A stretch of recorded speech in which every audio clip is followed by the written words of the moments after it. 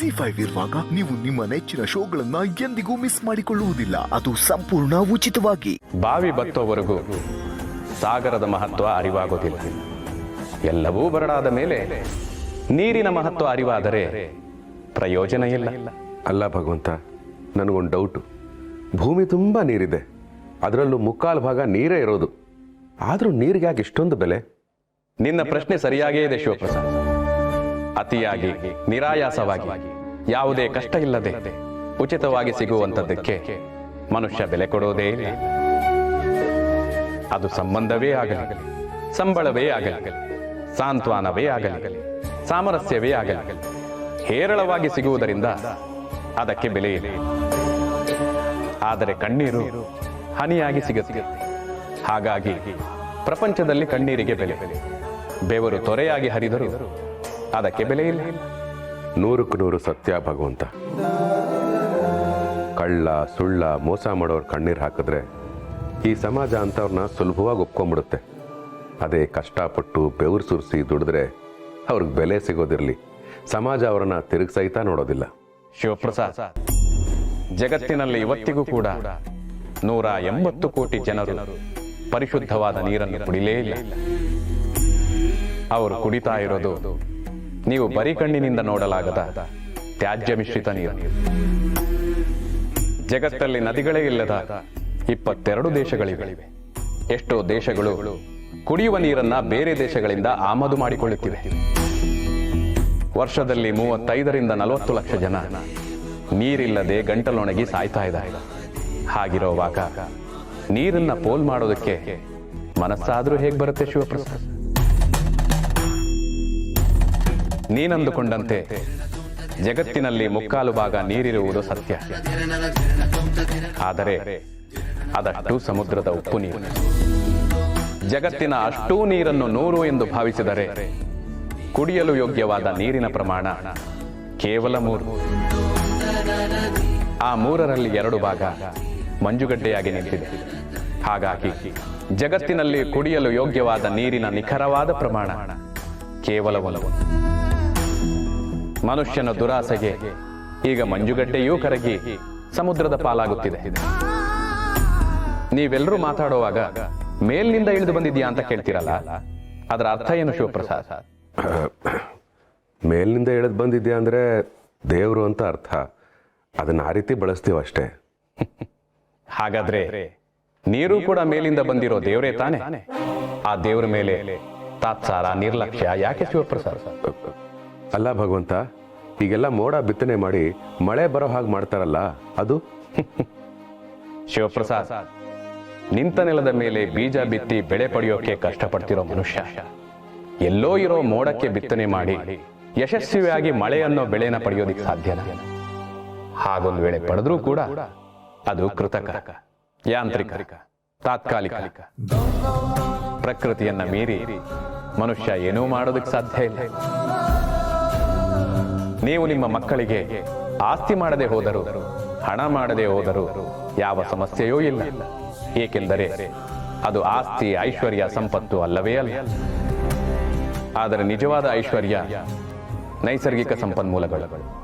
ಅದರಲ್ಲೂ ನೀರು, ಜೀವಜಲ ಬಹುಮುಖ್ಯವಾದ ಸಂಪತ್ತು. ನಿಮ್ಮ ಮಕ್ಕಳಿಗೆ, ಅವರ ಮುಂದಿನ ಪೀಳಿಗೆಗೆ ನೀವು ಉಳಿಸಬಹುದಾದ ಏಕೈಕ ಆಸ್ತಿ ಎಂದರೆ ಅದು ನೀರು, ಪರಿಶುದ್ಧವಾದ ಗಾಳಿ ಹಾಗೂ ಪ್ರಕೃತಿ. ನೀರಿಗೆ ಬೆಲೆ ಇದೆ. ಅದೆಷ್ಟು ಬೆಲೆ ಇದೆ ಎಂದರೆ ನೀರನ್ನು ನಾನು ನನ್ನ ತಲೆಯ ಮೇಲೆ ಕೂರಿಸಿಕೊಂಡಿದ್ದೇನೆ ಶಿವಪ್ರಸಾದ್. ತಪ್ಪಾಯ್ತು ಭಗವಂತ. ಇನ್ಮೇಲೆ ನಾನು ನೀರಿನ ಬಗ್ಗೆ ನಿರ್ಲಕ್ಷ್ಯ ವಹಿಸಲ್ಲ.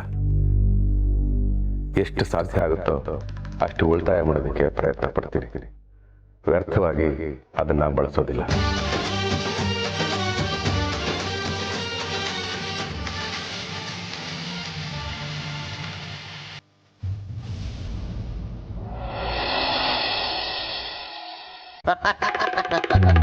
ಮದೇವು, ನೀನ್ ನೋಡಿ ಎಷ್ಟು ವರ್ಷಗಳಾಗೋಯ್ತು ಕಣಯ್ಯ. ಅದಯ್ಯ, ನಮ್ ನೆನಪೇ ಬರ್ಲಿಲ್ವಾ? ನೆನಪು ಬರ್ತಿತ್ತಪ್ಪ. ಏನ್ ಮಾಡುದು, ಬೆಂಗಳೂರಿಗೆ ಬರ್ಬೇಕು ಅಂದ್ರೆ ಬೇಜಾರಾಗ್ತಿತ್ತು. ಹೋಗ್ಲಿ ಬಿಡು, ನೀನ್ ಚೆನ್ನಾಗಿದ್ಯಲ್ಲ? ಹೇ, ನನಗೇನಯ್ಯ ಮುತ್ತಿನಂತ ಸೊಸೆ, ಬಂಗಾರದಂತ ನಮ್ಮ ಮೊಮ್ಮಕ್ಕಳು, ವಜ್ರ ಕಾಯ್ದಂತ ನನ್ನ ಮಗ ಇರ್ಬೇಕಾದ್ರೆ ನನಗೇನು ಯೋಚನೆ. ಚೆನ್ನಾಗಿದೆ ಬಿಡು.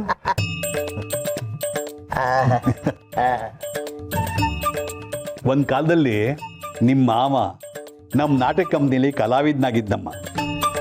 ನಾವು ಮಾಡದೇ ಇರೋ ಪಾಠಗಳಿಲ್ಲ, ಆಡದೇ ಇರೋ ನಾಟಕಗಳಿಲ್ಲ. ನನ್ನ ಗಂಡನು ಆಗಾಗ ಪೌರಾಣಿಕ ಹಾಡುಗಳನ್ನ ಹಾಡ್ಕೊಂಡು ಓಡಾಡ್ತಾ ಇರ್ತಾರೆ. ಎಷ್ಟಾದ್ರೂ ಇವ್ರ ರಕ್ತಾನೆ ಅಲ್ವಾ? ರಕ್ತದಲ್ಲಿ ಕಾಯಿಲೆ ಬರೋ ಹಾಗೆ ಕಲೆನೂ ಬರುತ್ತಮ್ಮ. ಅದಕ್ಕೆ ಇದೇ ಸಾಕ್ಷಿ. ಅಂದಾಗೆ ಇವಳು ನನ್ನ ಮಗಳು ರಂಗು ಅಂತ. ನಮಸ್ಕಾರ ಅಕ್ಕ, ಚೆನ್ನಾಗಿದ್ದೀರಾ? ನಾನು ಚೆನ್ನಾಗಿದ್ದೀನಿ, ನೀವು ಚೆನ್ನಾಗಿದ್ದೀರಾ? ಚೆನ್ನಾಗಿದ್ದೀನಿ ಅಕ್ಕ. ನೀವೇನ್ ಮಾಡ್ಕೊಂಡಿದ್ದೀರಾ? ನಾನು ಕಲಾವಿದೆ. ಅಪ್ಪ ಬರೆಯೋ ಎಲ್ಲಾ ನಾಟಕದಲ್ಲೂ ನಾನೇ ನಾಯಕಿ ಪಾತ್ರ ಮಾಡೋದು.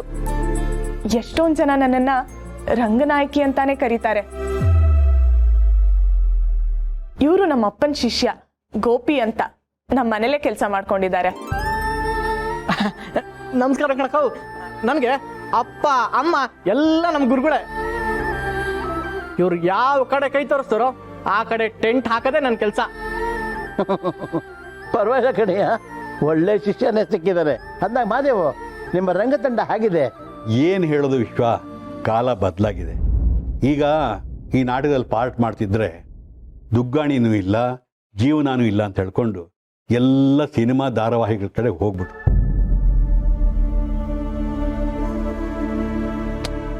ಈಗ ಉಳಿದಿರೋದು ನಾವೇ 4 ಜನ. 4 ಜನನಾ? 3 ಅಲ್ವಾ? ನಮ್ ತಾತನ್ ಬಿಟ್ಬಿಟ್ರಿ. ಇವ್ರೆ ತಾತ? ಅಪ್ಪಯ್ಯ, ತಾತ? ಅಪ್ಪ, ತಾತ ಎಲ್ಲಿ? ಏ ಗೋಪಿ, ಎಲ್ಲೋದ್ರು ಹುಡುಕು. ಸರಿ ಗುರುಗಳೇ. ಅಯ್ಯೋ ಅಪ್ಪಯ್ಯ, ಅಪ್ಪಯ್ಯ, ಅಪ್ಪಯ್ಯ, ಅಪ್ಪಯ್ಯ, ಅಪ್ಪಯ್ಯ, ಇಲ್ಲಿದ್ಯೆ? ಅಂದ್ಕೊಂಡೆ ಇಂಥದ್ದೇ ಏನೋ ಒಂದು ಮಾಡಿರ್ತೀಯ ಅಂತ. ಲೇ ಮಾದೇವ, ಅವನಿಗೇನು ತಲೆಗೆ ಕಟ್ಟಿದ್ಯೇನೋ? ನನ್ನ ಸೊಸೆ ಹಿಂದೆ ನಿಂತ್ಕೊಂಡು ಏನೋ ಬಾಯಿಗೆ ಬಂದಾಗ ಮಾತಾಡ್ತಿದ್ದಾನೆ. ಬಾಯಿಗೆ ಬಂದಂಗೆ ಏನು ಮಾತಾಡ್ತಿಲ್ಲಪ್ಪ. ಗಿರಿಜಾ, ಸ್ವಲ್ಪ ಆ ಕಡೆ ತಿರ್ಗಮ್ಮ.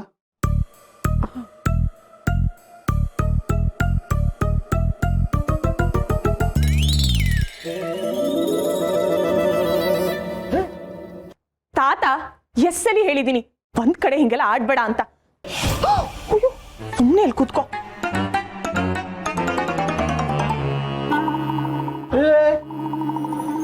ಏನೋ ಇದೆಲ್ಲ? ನಿನಗೆ ನಮ್ಮ ಅಪ್ಪನ ಸ್ವಭಾವ ಗೊತ್ತಿಲ್ವೇನೋ? ಗೀಸೆ ನಂಜುಂಡ ಅಂದ್ರೆ ಸ್ವಲ್ಪ ಬೇರೆ ಥರದ್ದೇ ಹೆಸರು.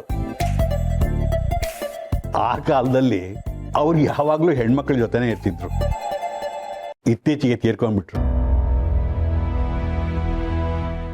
ZEE5 ಆಪ್ ಡೌನ್ಲೋಡ್ ಮಾಡಿ ಎಲ್ಲಾ ಸಂಚಿಕೆಗಳನ್ನು ಸಂಪೂರ್ಣ ಉಚಿತವಾಗಿ ನೋಡಿ.